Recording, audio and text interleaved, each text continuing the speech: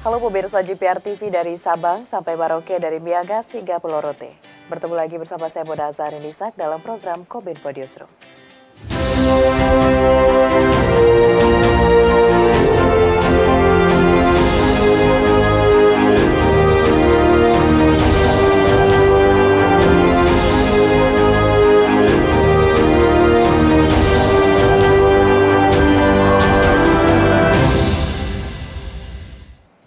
Pemirsa, kita ke informasi pertama. Presiden Joko Widodo meninjau pembangunan area industri PT Lotte Chemical Indonesia, Kota Cilegon, Banten.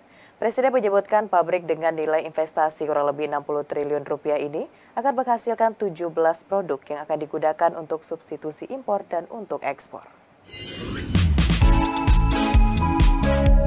Presiden Joko Widodo pada Selasa 12 September 2023 meninjau pembangunan area industri PT Lotte Chemical Indonesia Kota Cilegon, Provinsi Banten.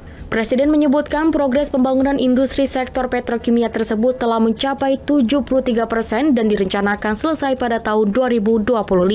Proyek pembangunan sektor petrokimia ini telah dimulai sejak tahun 2020 dengan nilai investasi kurang lebih 60 triliun rupiah. Setelah pembangunan, pabrik akan menghasilkan 17 produk, diantaranya etilen, polipropilen, bensin, dan lainnya ini akan digunakan untuk substitusi impor dan untuk ekspor. Dengan perbandingan 70% untuk lokal dan 30% untuk ekspor. Presiden juga meninjau sejumlah area pembangunan seperti area produksi, tangki penampungan produksi, tangki penampungan produk akhir, hingga fasilitas pendukung seperti dermaga. Dengan adanya pembangunan ini turut memberikan kontribusi terhadap lapangan kerja, yakni ada sebanyak 13.000 pekerja. Setelah selesai, pabrik ini akan menghasilkan etilen, polipropilen, bensin, dan lain-lain. Ada 17 produk yang dihasilkan. Yang saya senang, ini akan menjadi substitusi impor. 70% untuk lokal dan 30% untuk ekspor. Dua-duanya baik, karena yang dipakai untuk di dalam negeri itu menjadi substitusi dari barang-barang impor petrokimia yang kita lakukan. Semuanya baik. Saya kira industri-industri seperti ini yang kita butuhkan. Presiden Joko Widodo menyerahkan bantuan pangan beras kepada keluarga penerima manfaat. Presiden menyampaikan bahwa bantuan beras diberikan kepada masyarakat selama 3 bulan, mulai dari bulan September hingga November. Presiden Joko Widodo menyerahkan bantuan pangan beras kepada keluarga penerima manfaat di Gudang Bulog. Kepada para penerima, Presiden menyampaikan bahwa bantuan beras diberikan kepada masyarakat selama 3 bulan, mulai dari bulan September hingga bulan November. Dengan total bantuan beras sebanyak 210.000 ton, sehingga setiap kepala keluarga akan mendapatkan bantuan 10 kg beras. Sementara sejumlah keluarga penerima manfaat mengaku bersyukur atas bantuan beras yang diberikan oleh pemerintah. Alhamdulillah, Ibu tuh nerima banget gitu ya. Alhamdulillah banget dah ada bantuan dari Pak Jokowi. Ya, Pak Jokowi, terima kasih banyak atas bantuan yang telah diberikan selama ini loh. Apalagi waktu pas pandemi gitu loh. Sangat terasa sekali lah. Selain penyerahan bantuan, pada kesempatan tersebut Presiden juga meninjau ketersediaan stok cadangan beras pemerintah yang dipandu oleh Direktur Utama Perum Bulog Budi Waseso. Hari ini itu Pak Presiden saya ingin melihat penyalurannya hari ini di 2 tempat ya, karena kebetulan dia baru kembali dari tugas negara di India ya. Beliau hari ini akan melihat ke sini untuk pembagian bantuan pangan itu, dan mungkin ada 2 lokasi, yaitu di dermaga ini dengan di Kelapa Gading yang nanti juga hari ini juga yang akan dicek. Dan ini berjalan selama 3 bulan, jadi percepatan ya dari Presiden September, Oktober, November. Berarti Bulog menyalurkan kurang lebih 640.000 ton. Dalam pertemuan yang berbeda, Presiden Joko Widodo memastikan stok beras nasional di gudang Bulog saat ini mencapai 1,6 juta ton. Meski demikian, Presiden memandang pemerintah masih perlu melakukan impor beras untuk memastikan cadangan stok beras terpenuhi, guna meminimalisasi terjadinya kenaikan harga beras di pasar akibat fenomena El Nino yang terjadi hampir di semua negara. Pemirsa, Presiden Joko Widodo mengusulkan agar rehabilitasi narkoba bisa dilakukan di Resimen Induk Komando Daerah Militer.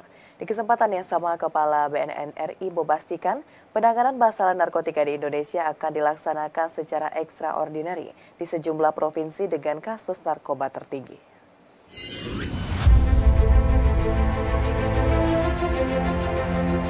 Presiden Joko Widodo memimpin rapat terbatas bersama dengan para menteri, Kapolri, dan Panglima TNI terkait penanganan narkoba di Istana Merdeka, Jakarta. Dalam arahannya, Presiden menyampaikan ada 3 permasalahan yang perlu diatasi, yakni kelebihan kapasitas di lembaga permasyarakatan, penegakan hukum yang memberi efek jera, dan rehabilitasi bagi para pelaku. Berdasarkan catatan Badan Narkotika Nasional, penyalahgunaan narkoba sekitar 1,95% atau 3,6 juta jiwa. Dari data tersebut menyebabkan lapas kelebihan kapasitas sehingga perlu mencari solusi agar tidak semakin banyak narapidana narkotika. Saya ingin mengajak kita semua untuk mencari sebuah lompatan terobosan agar kejahatan luar biasa ini bisa kita kurangi, kita selesaikan dengan baik. Terkait upaya rehabilitasi pada pengguna narkoba, Presiden mengungkapkan ada usulan dari Panglima Kodam agar rehabilitasi para pengguna narkoba dapat dilakukan di Resimen Induk Kodam. Kita punya kapasitas kurang lebih berapa, 300-an, 500-an yang bisa direhab di situ. Tapi ini nanti kita bicarakan juga masalah anggarannya seperti apa. Sementara itu, menyusul arahan Presiden Joko Widodo usai rapat terbatas, Kepala Badan Narkotika Nasional Petrus Golose menegaskan akan menangani narkotika di Indonesia secara ekstraordinari. Artinya penanganannya sama dengan penanganan inflasi dan stunting di Indonesia. Selain itu, salah satu yang menjadi prioritas penanganan narkotika adalah Sumatera Utara. Termasuk pula ada 9 daerah lain di Indonesia. Terutama di Sumatera Utara, jumlah tahanan atau narapidana sangat tinggi di dalam lembaga pemasyarakatan. Berarti juga banyak pengguna yang harus kita rehabilitasi. Semoga apa yang diperintahkan oleh Bapak Presiden bisa kita lakukan dan bisa kita laksanakan, dan tentunya dengan kegiatan yang real, yang langsung nanti akan, terutama untuk Sumatera Utara, akan ditindaklanjuti oleh Bapak Kapolda dan Bapak Pangdam. Beralih ke informasi lainnya, pemirsa, pemerintah resmi menetapkan 27 hari libur nasional dan cuti bersama pada tahun 2024. Jumlah tersebut terbagi dari 17 libur nasional dan 10 hari cuti bersama. Penetapan libur nasional dan cuti bersama ditujukan agar masyarakat hingga pelaku ekonomi bisa mengatur aktivitasnya pada tahun 2024.